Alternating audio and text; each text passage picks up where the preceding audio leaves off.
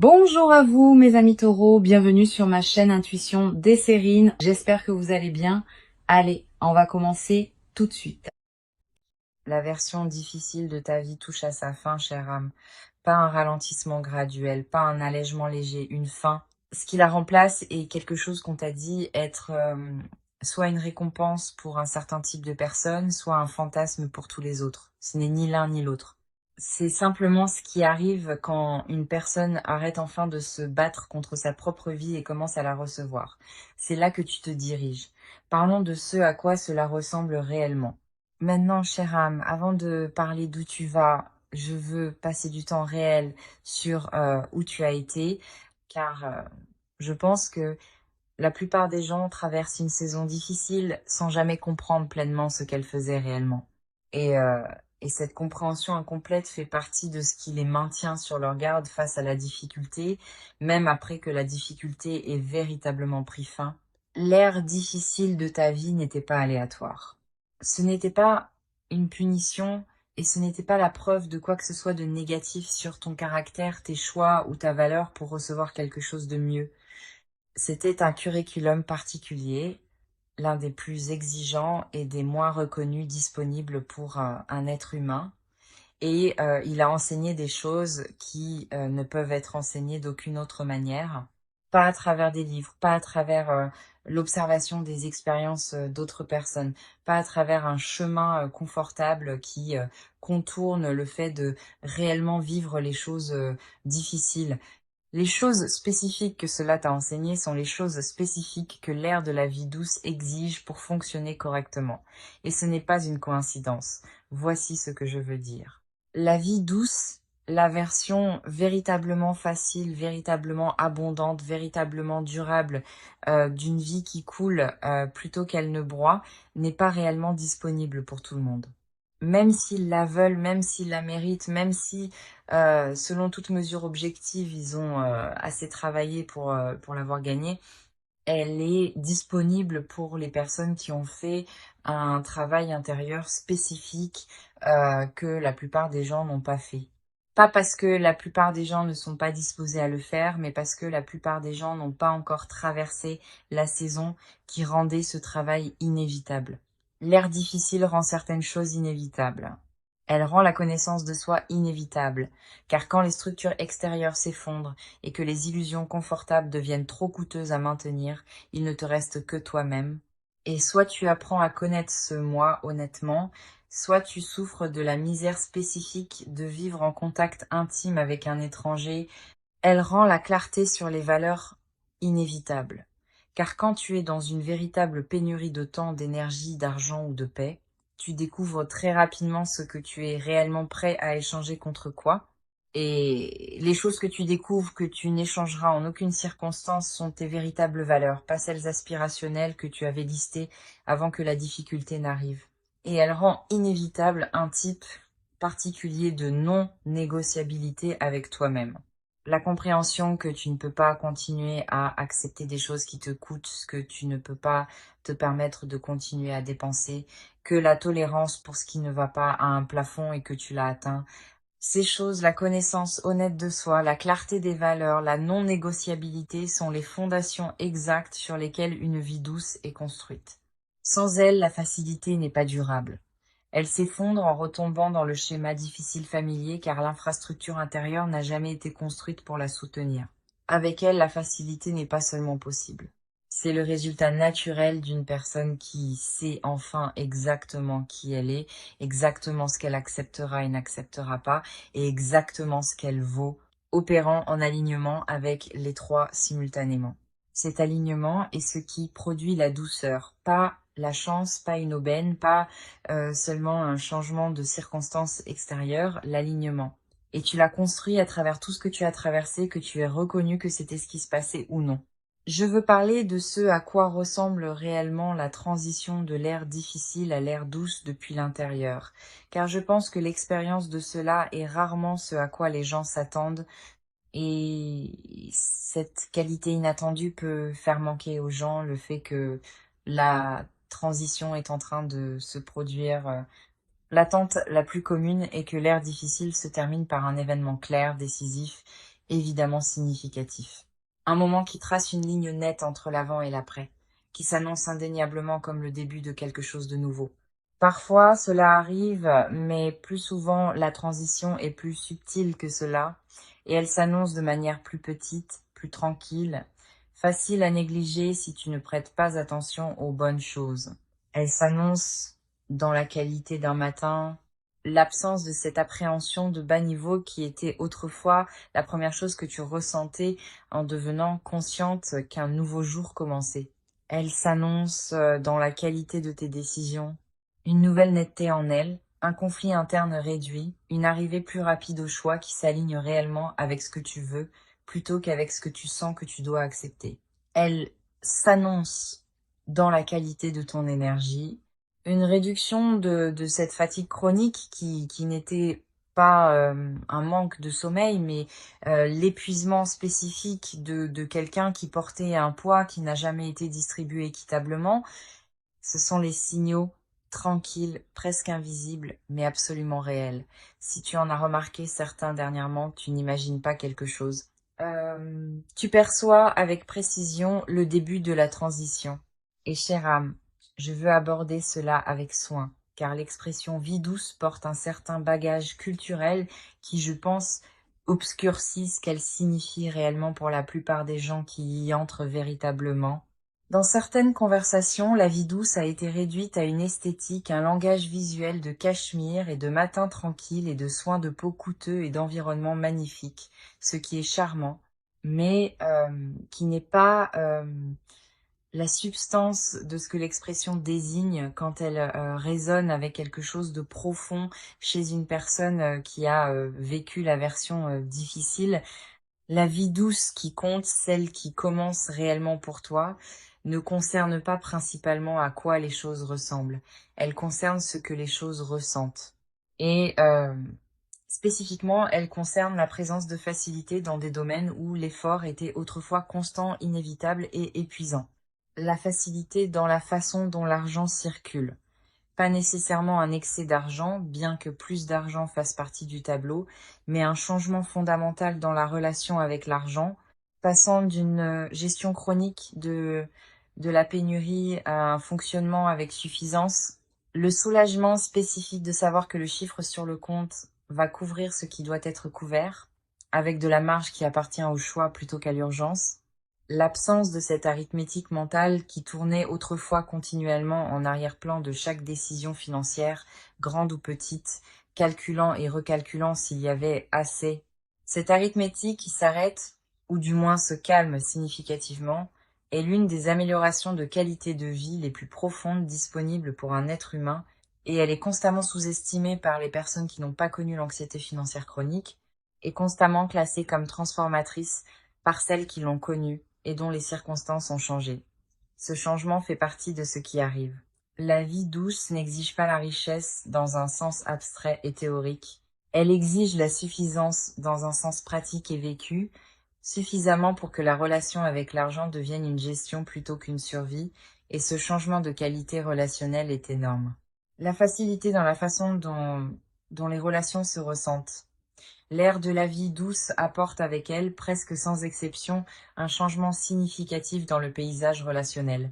Pas nécessairement dans le sens dramatique où tout le monde part et de nouvelles personnes arrivent du jour au lendemain, mais dans la qualité et la dynamique énergétique des connexions qui restent et de celles qui se forment. L'ère difficile a tendance à peupler une vie de relations qui exige une gestion significative. Des personnes dont les besoins émotionnels sont perpétuellement excédentaires par rapport à ce qui est disponible. Des dynamiques caractérisées par le déséquilibre, des connexions construites sur une ancienne version de soi qui n'existe plus, mais que la relation attend toujours de voir se manifester. L'ère douce est caractérisée par des connexions qui n'exigent pas ce niveau de gestion. Des personnes qui donnent aussi facilement qu'elles reçoivent, des dynamiques qui semblent mutuellement nourrissantes plutôt que drainantes dans une seule direction, des conversations qui te laissent plus énergisé qu'à leur début plutôt que d'exiger une période de récupération après. Ce changement de qualité relationnelle ne consiste pas à devenir sélectif d'une manière froide ou calculatrice.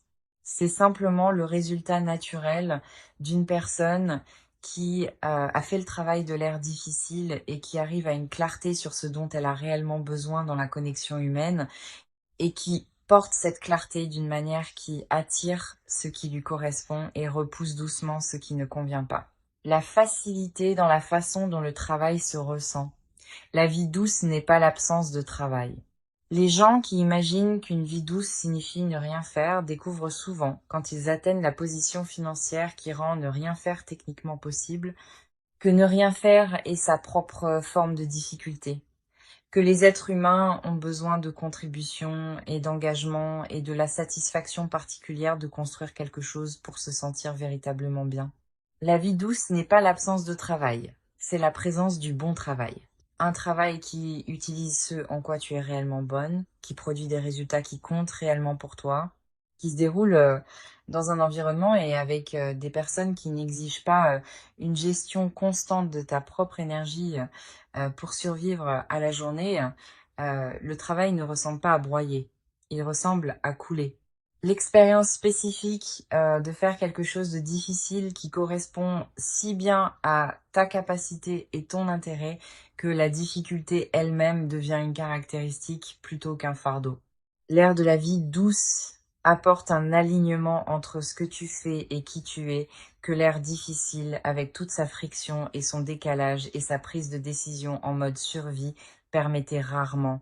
Cet alignement arrive, et quand il atterrit, la différence entre comment un lundi matin se ressent dans la vie douce versus comment il se ressentait dans la vie difficile est quelque chose qui doit être vécu pour être pleinement compris.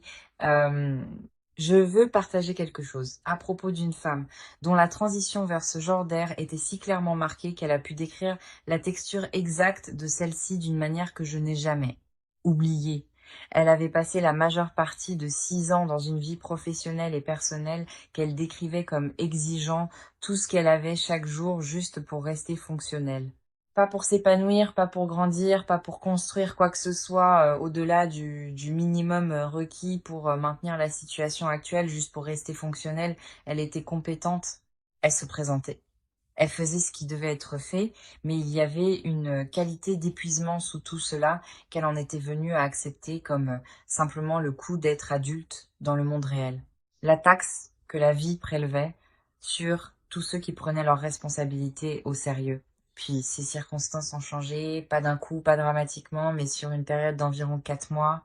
Euh, Durant laquelle plusieurs choses qui avaient été des sources de friction continue se sont soit résolues d'elles-mêmes, soit ont été activement retirées. Une relation professionnelle qui lui coûtait une énergie énorme s'est terminée. Une situation financière qui exigeait une gestion constante a atteint une résolution qui a rendu la gestion inutile. Une situation de logement qui n'était pas la bonne depuis plus longtemps qu'elle ne l'avait reconnue a changé. Et dans l'espace que ces résolutions ont créé, quelque chose qu'elle n'avait pas anticipé s'est produit. Elle n'a pas immédiatement ressenti de la joie ou du soulagement ou de la légèreté.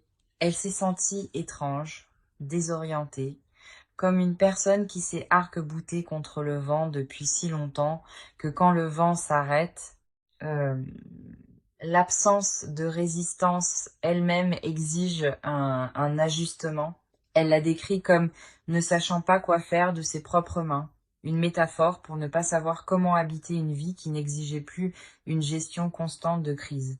L'étrangeté a duré quelques semaines, puis tranquillement et sans annonce, elle a cédé la place à quelque chose qu'elle n'avait véritablement pas connu depuis des années. Elle l'a simplement appelé de l'espace. Il y avait de l'espace dans ses journées, de l'espace dans son esprit, de l'espace dans son corps, de l'espace pour penser à des choses qui n'étaient pas urgentes, de l'espace pour vouloir des choses qui n'étaient pas de la survie, de l'espace pour devenir lentement et sans pression la version d'elle-même vers laquelle les années difficiles avaient construit sans qu'elle en soit pleinement consciente. Cet espace est ce qu'est réellement une vie douce. Pas une absence de défis, une abondance d'espace.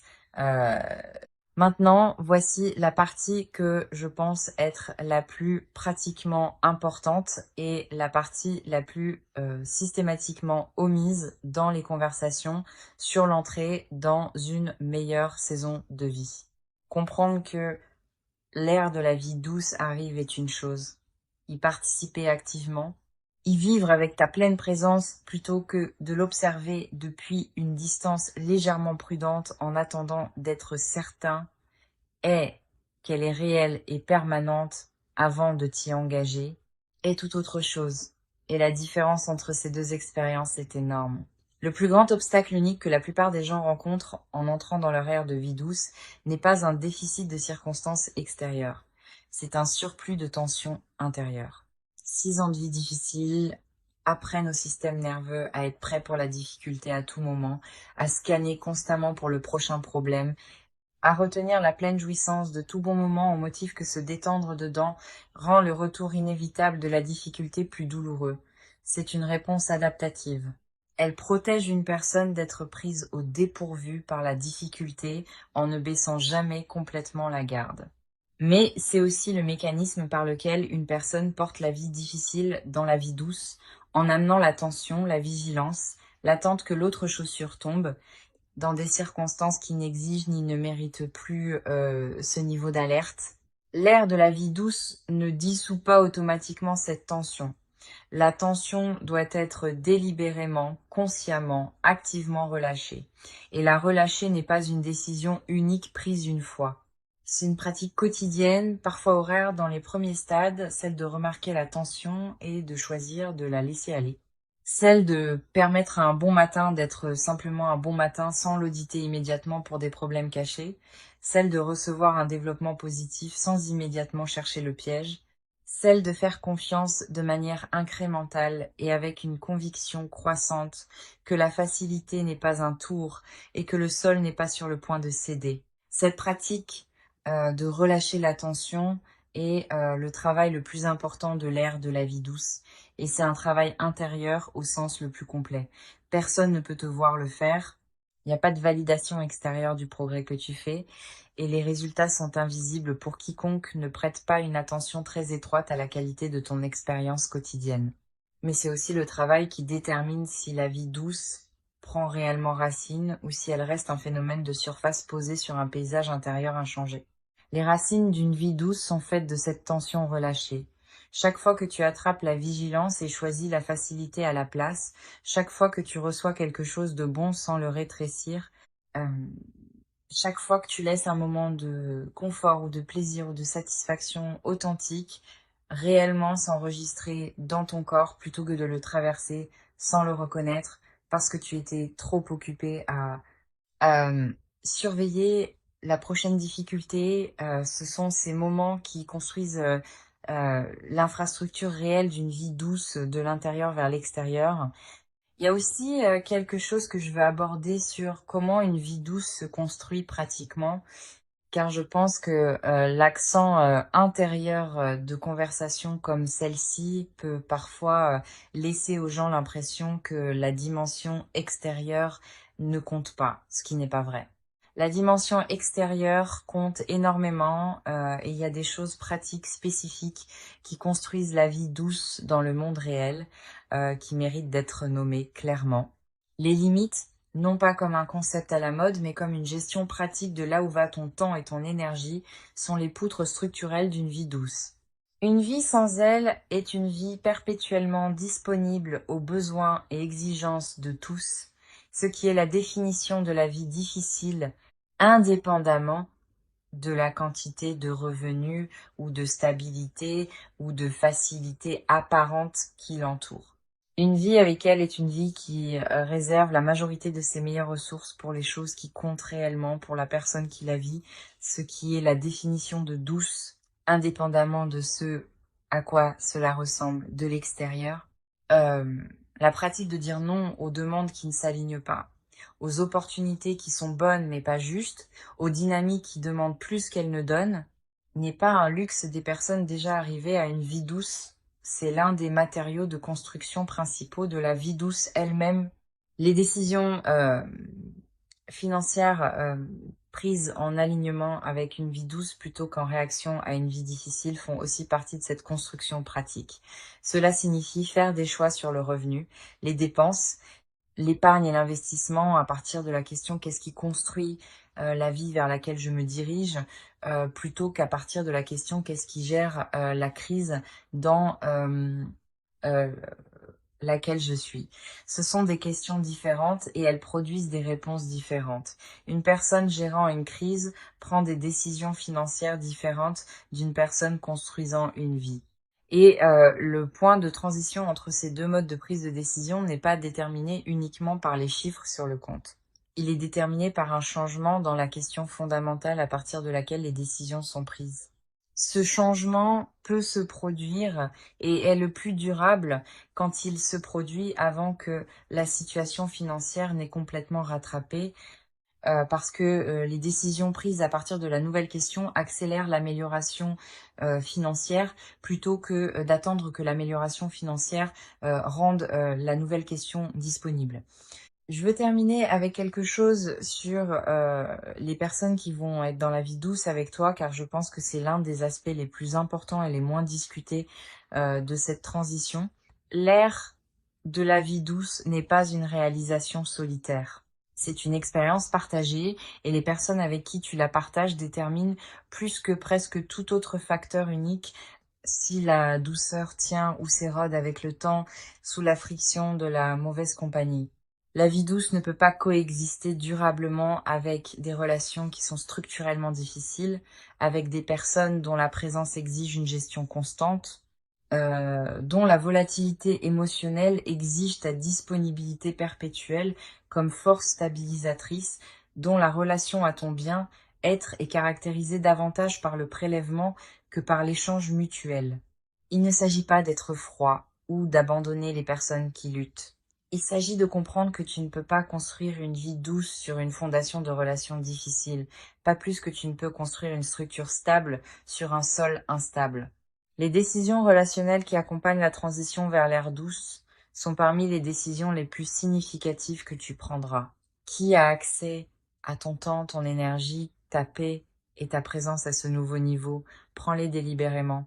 Prends-les à partir de tes valeurs plutôt qu'à partir de la culpabilité ou de l'obligation ou de la peur d'être perçu comme méchant.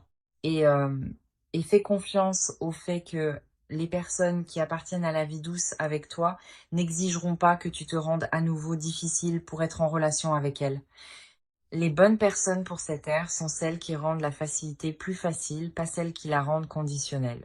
La vie douce n'est pas une destination à laquelle tu arrives et que tu maintiens ensuite sans effort à partir de ce moment-là.